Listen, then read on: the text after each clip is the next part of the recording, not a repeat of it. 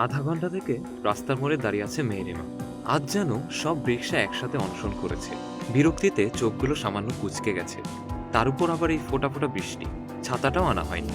টিউশনির প্রথম দিন। দেরি করলে যে তারা তার সম্পর্কে খুব একটা ভালো ধারণা করবে না সেটা বুঝতে পারছে, কিন্তু এখন তো কিছু করার উপায়ও নেই। সবে ইন্টার পরীক্ষা দিয়েছে মেহেরিমা। আগে তাদের সংসারটা ভালোই চলতো।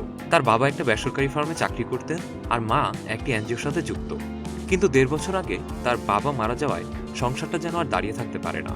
পরিবারে সে, তার মা আর ছোট ভাই। ভাইটা পঞ্চম শ্রেণীতে পড়ে।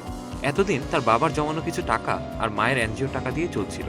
তবে এখন বাবার জমানো টাকাগুলো প্রায় শেষ। শুধু মায়ের ইনকাম দিয়ে আর চলছে না। তাই সেও একটা টিউশনি জোগাড় করে ফেলেছে। নির্দিষ্ট সময় ৪৫ মিনিট পর সে পড়াতে গেল।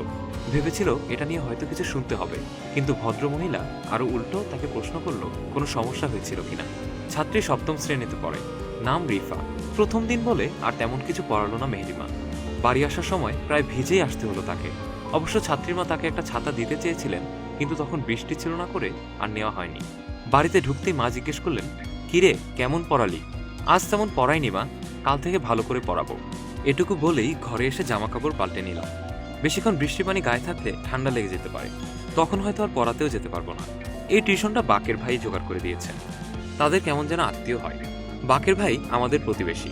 ছোট থেকেই তাদের পরিবারের সাথে আমাদের অনেক ভালো সম্পর্ক। রাতে খাওয়ার পর ভাইকে একটু অঙ্ক করাচ্ছিলাম। সামনে তার পরীক্ষা। এর মাঝেই ইকরার ফোন এলো। ইকরা আমার বেস্ট ফ্রেন্ড। ক্লাস 4 থেকেই আমরা একসাথে আছি। পরীক্ষা শেষ হয়েছে ১৯ দিন হলো। এরপর আর ওর সাথে আমার দেখা হয়নি। ফোন দিয়েই সে তার যত অভিযোগের খাতা খুলে ধরলো। আমারও খারাপ লাগছিল, কিন্তু ওর সাথে দেখা হওয়ার কোনো সুযোগই তো ছিল না।